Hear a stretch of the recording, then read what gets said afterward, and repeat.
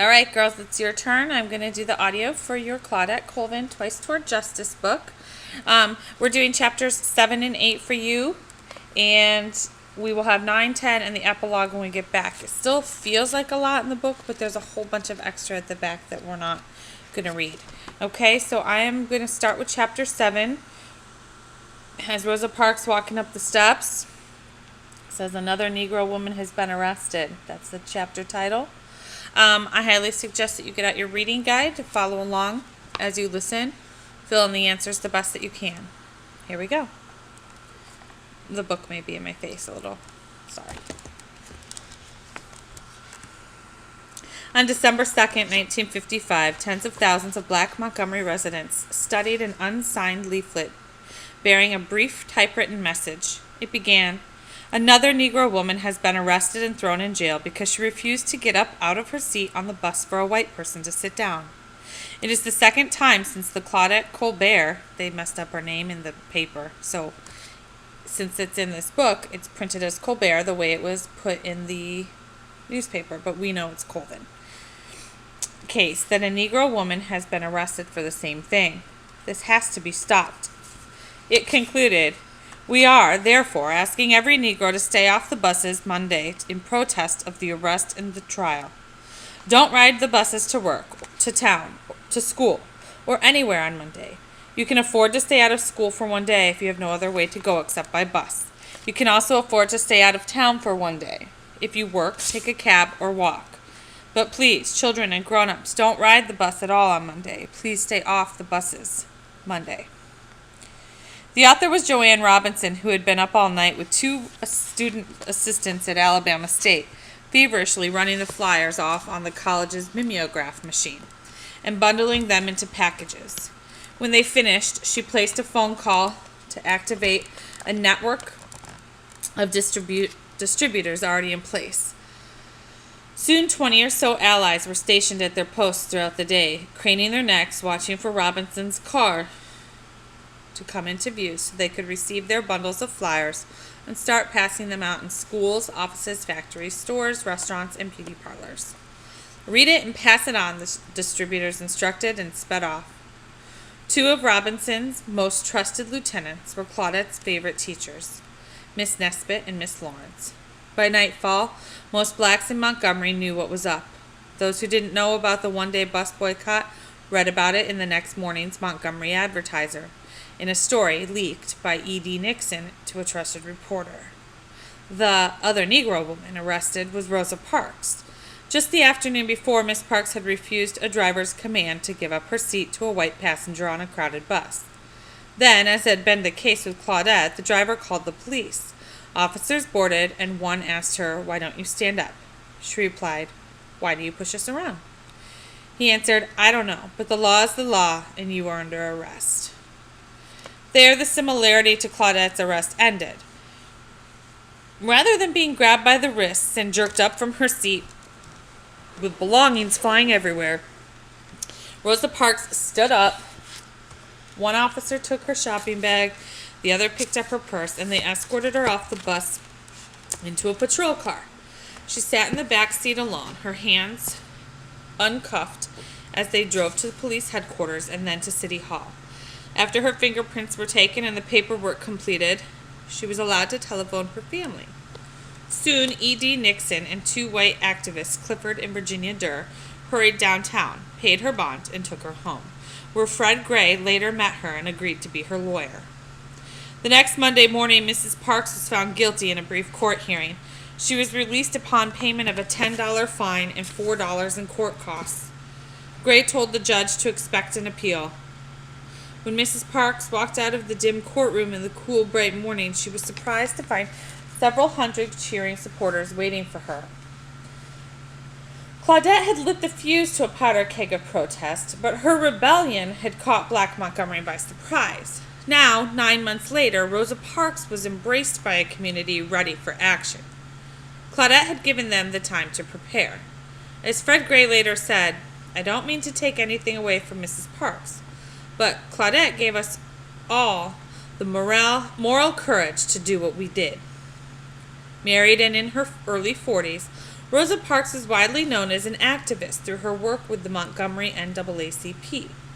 As a seamstress at a downtown department store, she repaired, altered, and steam-pressed clothing, work known and respected by both the black professional class and ordinary workers. She was light-skinned but not white. She may not have gone to the Dexter Avenue Baptist Church, she was a Methodist, but she would have been accepted in any congregation. She bridged classes. What she wasn't may have been just as important to Montgomery's black leadership, the preachers and teachers, and ASC women, and E.D. Nixon. She wasn't a teenager, hardly feisty or emotional, as Claudette was rumored to be. Rosa Parks struck almost everyone she met as a contained, pleasant, committed, and level-headed individual. She was safe, and she wasn't pregnant. Neither was Claudette when she had been arrested and people started talking about her, but now she was, and she would have to deal with it. Claudette. The first few months I hoped and prayed and pretended it wasn't true, but it was. I had so little information about sex. I wasn't sexually active at all. I had never gone far with my boyfriend, and my parents had never talked to me about sex. I would hear other girls say, well, I didn't get pregnant my first time or the second. It had only happened once with this man, and I was so uninformed that I wasn't even sure that what we had done could get me pregnant.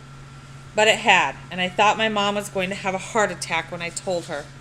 We thought about an abortion, but it was illegal, and the only women we had heard of who did abortions was supposedly connected with the police department. Besides, my mother was convinced God wouldn't forgive you for an abortion. My dad threatened to kill the father. He was so much older than I was. Then my dad got worried that the father's wife's family was going to accuse me of breaking up their marriage and come after us. My parents insisted that I not tell anyone who the father was, and I wanted to tell, to explain what had happened to me so that people would understand. But I gave in and kept quiet. My mom just took over my life at that point. Usually I was stronger, but right then I was easy to control.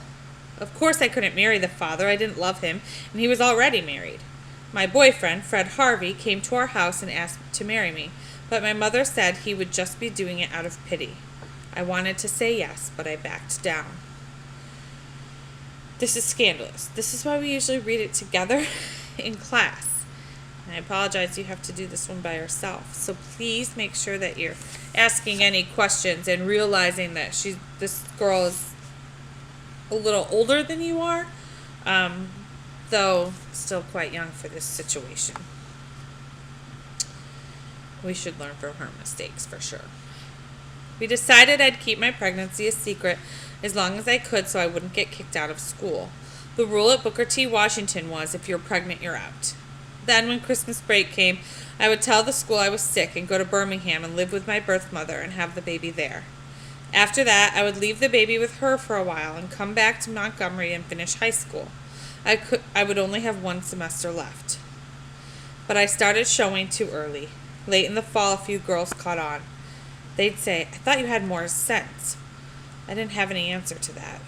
The teachers always had an eye out for pregnant girls. It was very common. They knew the signs, so one day I got called down to the office. I went in to see the principal, Mr. Smiley. I said, I know why I'm here. You don't have to bother saying it. But he did anyway, and he added, don't come back after Christmas break. So we had to change strategies. Our new plan was for me to have the baby in Birmingham and finish school there. I had never officially changed my last name on my birth certificate to Colvin. It still said I was Claudette Austin, so I could enroll as Claudette Austin and finish high school in Birmingham. One day, a few weeks before Christmas, I was at home trying to get ready in my mind for all the changes to come. Changes in my body, becoming a mother, not going to Booker T. Washington, moving away from my Montgomery family, when a neighbor girl walked over from across the street carrying a piece of paper. She handed it to me and said, you gotta read this. The three of us, her, me, and Mom, stood out in the front yard reading it. It was the boycott leaflet. Don't ride the bus on Monday. Right away I saw my name misspelled, Claudette Colbert. My first thought was, if they had just called me, I could have at least reminded them how to spell my name. But it didn't say who the Negro woman was who got arrested. When I heard on the news it was Rosa Parks, I had several feelings. I was glad an adult had finally stood up to the system, but I felt left out. I was thinking, hey, I did that months ago and everybody dropped me. There was a time when I thought I would be the centerpiece of the bus case. I was eager to keep going in court. I had wanted them to keep appealing my case. I had enough self-confidence to keep going. Maybe adults thought a teenager's testimony wouldn't hold up in the legal system. But what I did know is they all turned their backs on me, especially after I got pregnant. It really, really hurt. But on the other hand, having been with Rosa at the NAACP meetings, I thought, well, maybe she's the right person. She's strong, and adults won't listen to me anyway.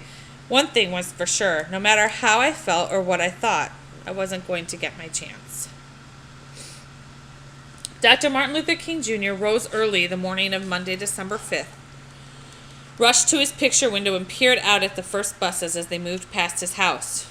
They were nearly empty. Usually they were filled with maids and black school children. Excited, he jumped in his car and drove around Montgomery to inspect other buses during the morning commute. In an hour of driving, he saw a total of only 8 black passengers on the buses. Clearly, the message, please don't ride the bus at all on Monday, had reached almost everyone.